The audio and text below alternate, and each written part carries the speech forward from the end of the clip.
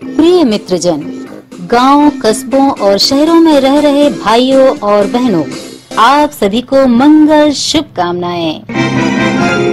हर दिन सुबह ठीक 8 बजे सागर सैनिक यूट्यूब चैनल पर प्रसारित 8 AM न्यूज बुलेटिन आप तक पहुंचे, इसके लिए सब्सक्राइब करें अपने मोबाइल में यूट्यूब पर जाकर सागर सैनिक को। तो लीजिए, अब प्रस्तुत है 8 AM न्यूज बुलेटिन की ताज़ा तरीन खबरें।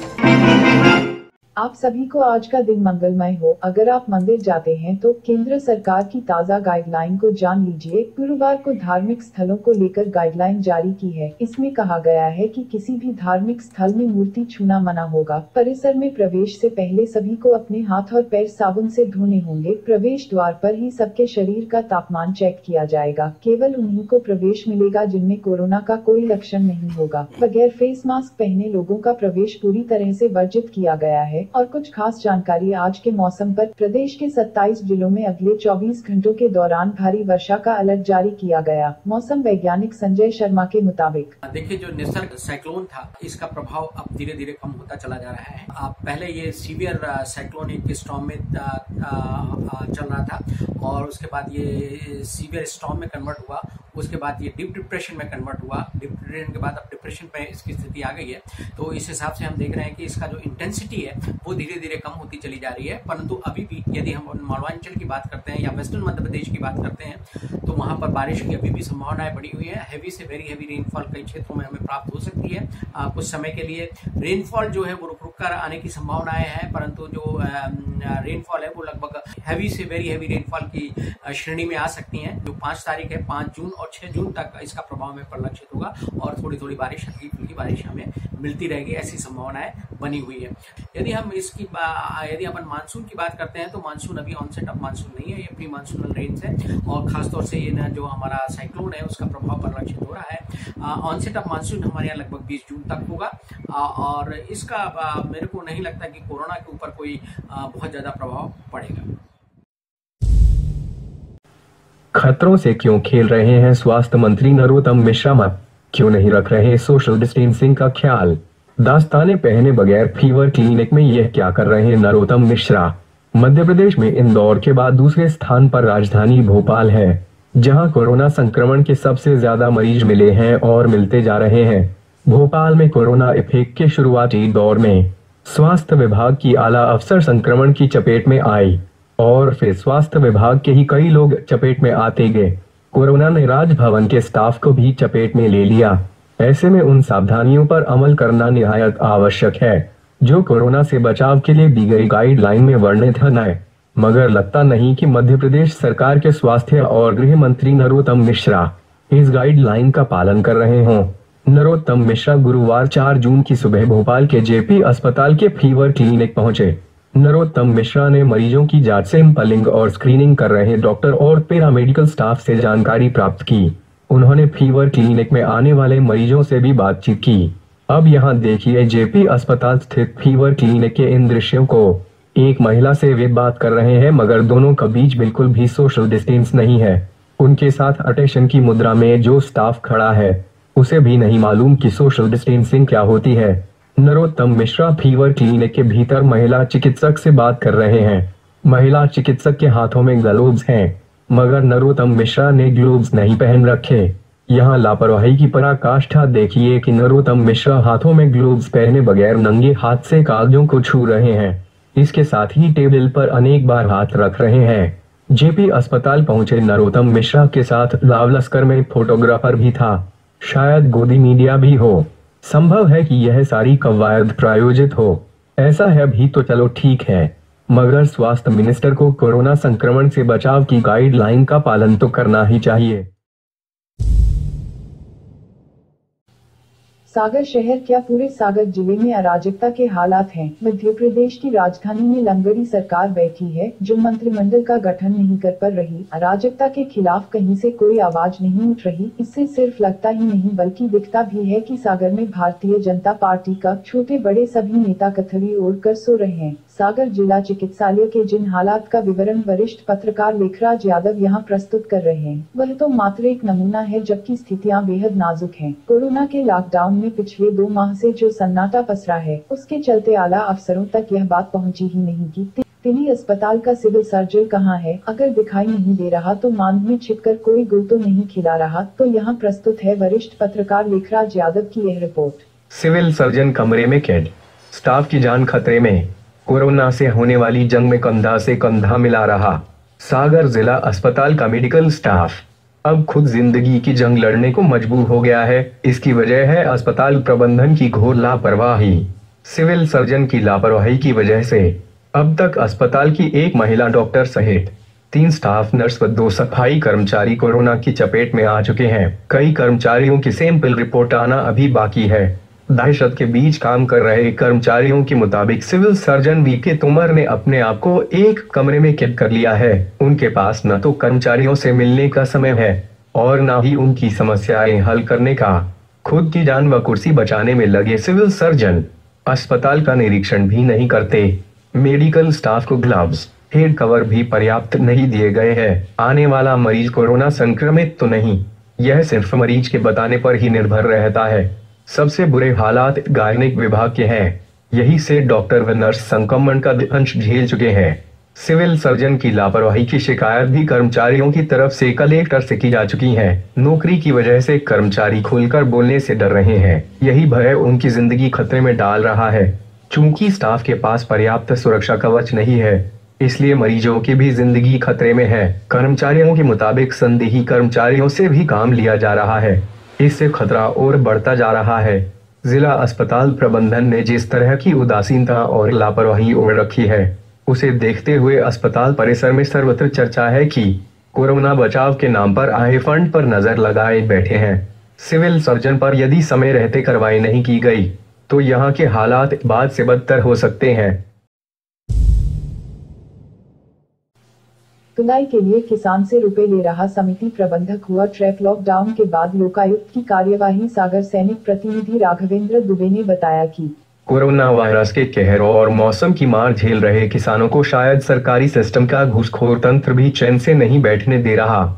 जब किसान को रुपयों की जरूरत है तो इस तंत्र से जुड़े जिम्मेदार उनकी गाढ़ी कमाई से घूस मांग कर सरकार की मंशा को शर्मसार कर रहे हैं। लोकायुक्त सागर की टीम ने गुरुवार को कार्रवाई करते हुए साईं खेड़ा खरीदी केंद्र के प्रभारी और समिति प्रबंधक को 5,000 रुपए की रिश्वत लेते हुए रंगे हाथों पकड़ा है। जानकारी के अनुसार इस संबंध में चंद्रभान पिता रामलाल सिंह उम्र 55 वर्ष निवासी चावड़ा बमोरी बीका ने विगत दिनों लोकायुक्त एसपी सागर के कार्यालय पहुंचकर शिकायत की थी। अधिकारियों ने शिकायत का सत्यापन किया और इसके बाद गुरुवार को जाल बिछाते हुए लोकायुक्त समिति प्रबंधक को रंगे हाथों ट्रैप कर लिया।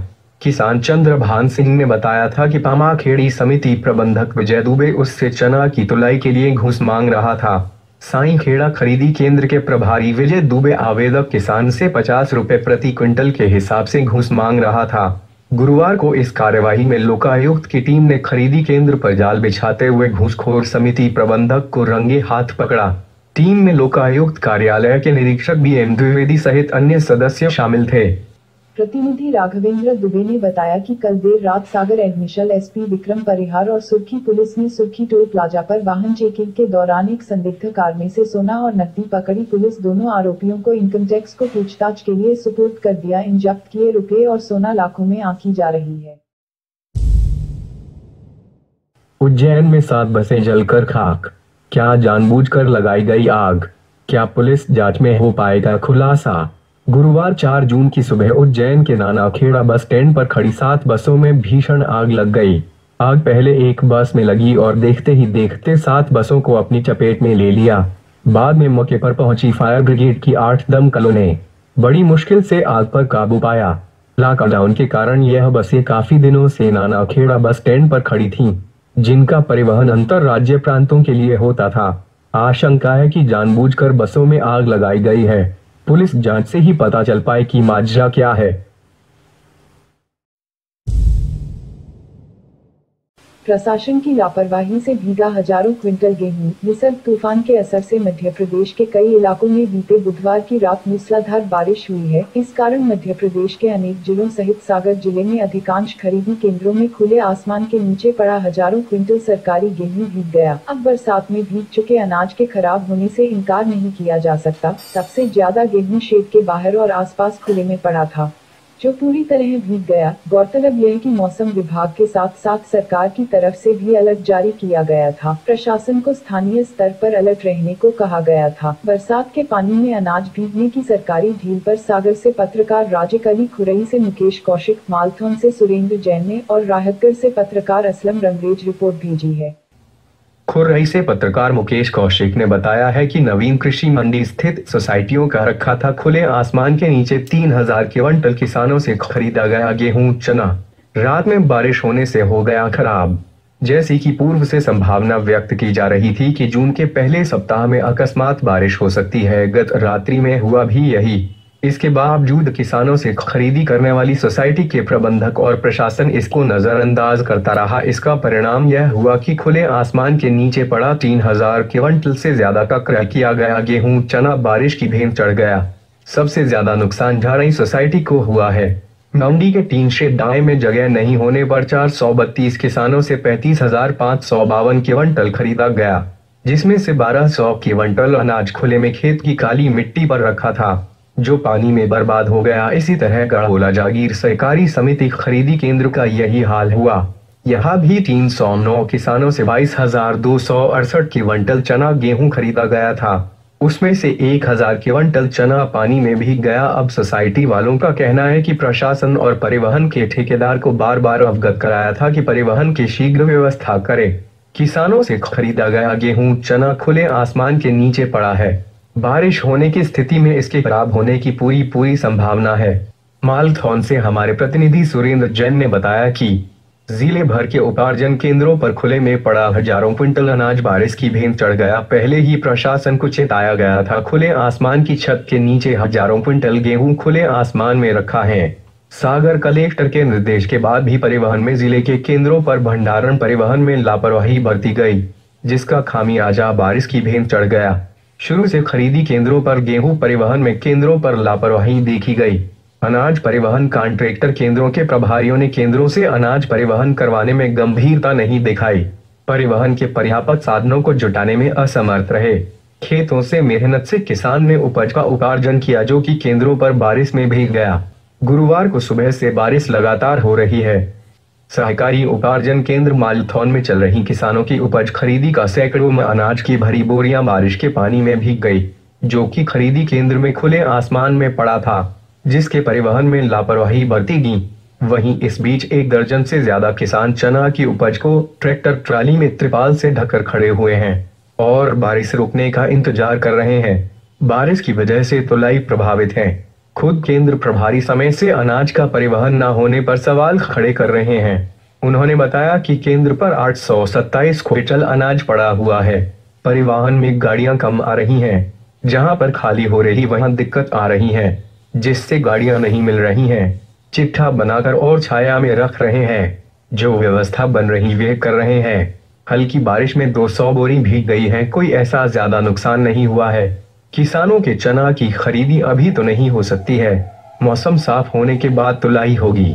सागर से वरिष्ठ पत्रकार राजिक अली ने बताया है कि लाखों क्विंटल गेहूं भीगा हुआ चन्ना टोरिया FCI पर ट्रकों से रखवाया जा रहा है। चूंकि लॉकडाउन का समय और गुरुवार को सुबह से ही हो रही बारिश से कहीं चिड़िया भी नजर नहीं आ रही। ऐसे में अपनी लापरवाही भरा पाप छुपाने के लिए अफसरों को जो मौका मिला है, तो कोई नहीं बता पाएगा कि मिस्टेक कहां और किससे हुई। अनाज लापरवाही के चलते खुले आसमान में गीला हुआ या फिर FCI में पहुंचने के बाद इससे करोड़ रुपए के घपले की आशंका तो बनती ही है। राहतगढ़ से पत्रकार असलम रंगरेज ने बताया है कि समर्थन मूल्य खरीदी केंद्रों में गेहूं खरीदी के उपरांत परिसर में रखी हजारों गेहूं की बोरियां बारिश से भीग गई, जिसमें राहतगढ़ क्षेत्र के ग्राम एरन, मिर्जापुर, ढकरई, पीपरा, जिला भैंसा, बेखेड़ी सहित अन्य खरीदी केंद्रों पर परिवहन न होने से हजारों गेहूं की बोरियां असुरक्षित बनी हुई हैं। संबंधित नागरिक आपूर्ति निगम द्वारा समय सीमा में परिवहन नहीं कराया जा रहा है, जिससे करोड़ों रुपए के गेहूं खराब होने की संभावना बनी है। मौसम केंद्र ने अगले 24 घंटे के लिए फिर जारी किया अलर्ट। मध्य प्रदेश के 27 जिलों में भारी बारिश की चेतावनी। रीवा, सीधी, सिंगरौली, सतना, अनूपपुर, शहडोल, उमरिया, डिंडोरी, कटनी, जबलपुर, नरसिंहपुर, छिंदवाड़ा, पन्ना, दमोह, सागर, छतरपुर, विदिशा, रायसेन, सीहोर, भोपाल, होशंगाबाद, बैतूल, हरदा, बुरहानपुर, खंडवा, देवास और अशोकनगर में भारी बारिश की चेतावनी। बांदरी से वरिष्ठ पत्रकार दिवाकर वर्मा ने गुरुवार की बरसात का दृश्य वर्णन किया है। बांदरी में तेज बारिश से नालियां, सड़कें लबाल, तेज हवाओं के साथ सुबह से हो रही भारी वर्षा से एक ओर जहां मौसम सुहावना होने से लोगों ने गर्मी से राहत पाई, वहीं दूसरी ओर बंडा, खुरई, तेराहा समेत 1 दर्जन स्थानों पर जलभराव हो गया। झुलसाने और बेहाल करने वाली गर्मी से त्रस्त लोगों के लिए गुरुवार राहत लेकर आया। मौसम विभाग के मुताबिक यह बारिश मानसून की दस्तक है। मौसम खुलते ही शुरू होगी बुआई। आगस्स के किसान मेघराज लोधी ने बताया कि इतनी जल्द इतनी बारिश होने की संभावना नहीं थी। यही कारण है कि कई किसानों ने अभी तक खेत तक तैयार नहीं किए हैं। हालांकि अधिकांश किसान खेतों में बुआई की तैयारी पहले ही कर चुके हैं।